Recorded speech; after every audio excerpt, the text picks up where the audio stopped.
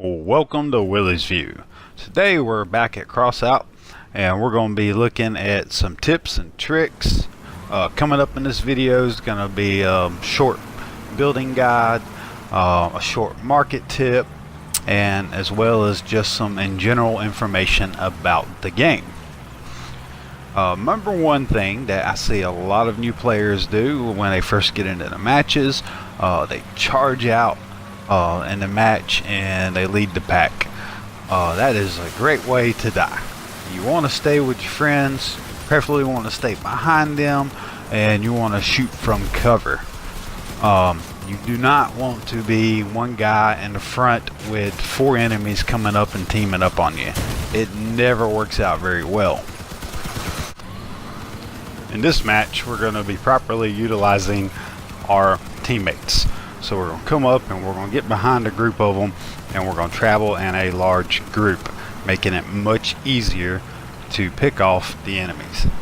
Also, another thing that a lot of people don't do early on in the game is when you do encounter an enemy, you want to target their weapon systems.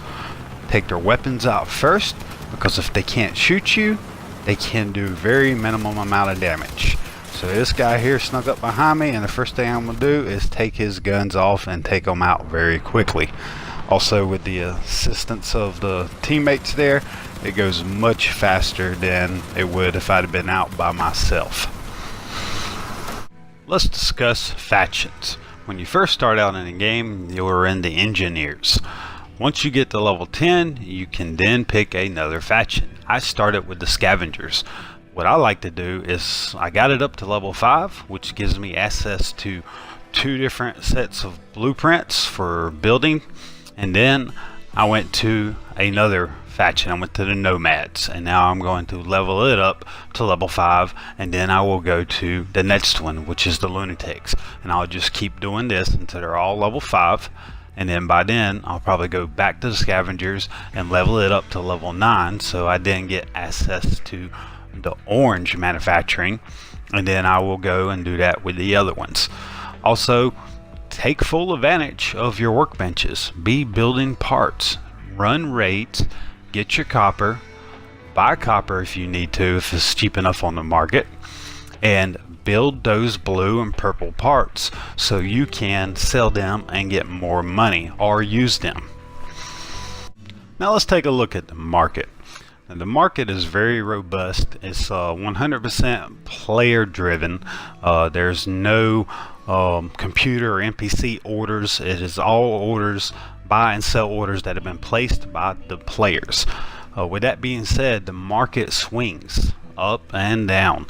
Like right now, I've selected the large wheel, and I can see that if I wanted to buy it instantly, I'd have to pay $3.49. If I wanted to be the first person to sell it, I got to beat $2.66. So I set my buy order for someone to sell me a wheel for $2.66.99. So I should be the first one, unless someone comes in and is willing to pay more to get a large wheel, and then I should be able to sell it for 348 in-game credits or dollars and make a profit. One thing you need to be very careful with when you're buying for resale purposes is that you make sure that you have a good profit margin, because there is going to be tax. So buying scrap metal at $19 and only selling it for $21 or $22 is not a very good profit margin, and sometimes you could take a loss just off the taxes. So I like to select items that have at least a $100 range gap in them. That's just my personal taste. I also like to try to select items that have lots of offers or move quickly. Now this is a game of patience. I purchased the large wheel, and then I put it up to sell. It is still on the market waiting to sell. But by tomorrow or 30 minutes from now, probably even after this video's finished making, I will have made my profit. My profit should run somewhere between $60 to $80, maybe a little bit more. Now we're going to look at the building part. Now I know I've spent hours building my vehicles. I've got friends who've spent multiple hours building one vehicle. Just some basic tips I can give you is I like to start with a blank canvas. Some of my friends like to start with the pre-made vehicles and just tear them down and go from there.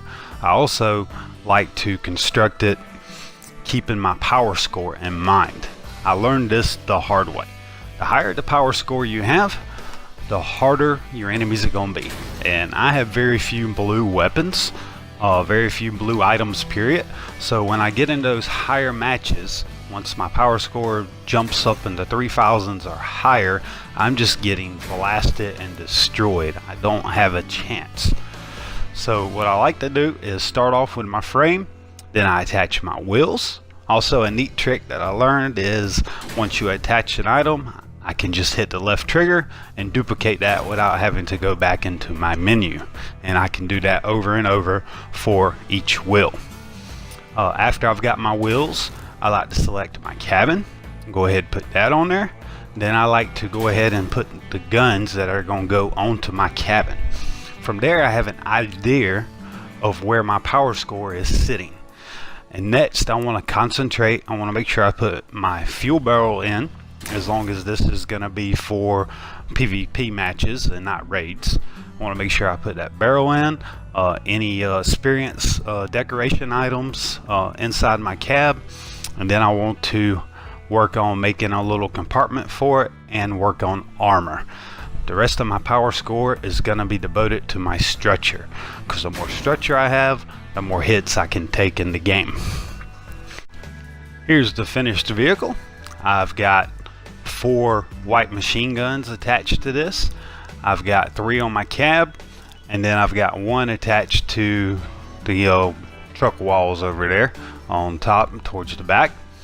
I've got the rear of my vehicle built up very heavily armored. I've noticed for me, most of my deaths come from getting attacked from behind.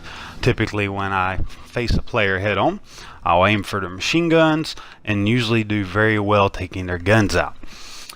Secondly, this vehicle's power score weighs in at just over 2500. That seems to be a very good range for me. Most of the players I face are anywhere from as low as 1500 up to around 27, 28. Every now and then I may see a 3000 player, but even those with teammates are not overpowering. I don't just get blasted. The other thing we want to look at is an overview of what we've talked about today. So if you're going into the market and you want to make money, remember, you want to buy low, sell high. Make sure you've got a good profit margin. Please remember to keep in mind about the taxes, as that will eat some of that profit margin up. If you're buying items that have a spread of about 100 in-game dollars, you will do pretty well. Also, be patient. If you buy something like, for instance, the large wheel that I bought earlier in this video, as soon as I acquired it, the price dropped. So I went ahead and listed it at my original price, and it will sell. It just takes time. So if you got patience, you can definitely make money. Never ever take a loss. Patience is worth more than taking a loss. So aim for the guns, use the market, switch factions effectively, and also, we didn't show a clip of it, but use your season. Go into the season tab and select one that you like and work towards progressing towards getting that final prize. I hope you enjoyed this video. Leave a like and a comment down below, and have a great day gaming.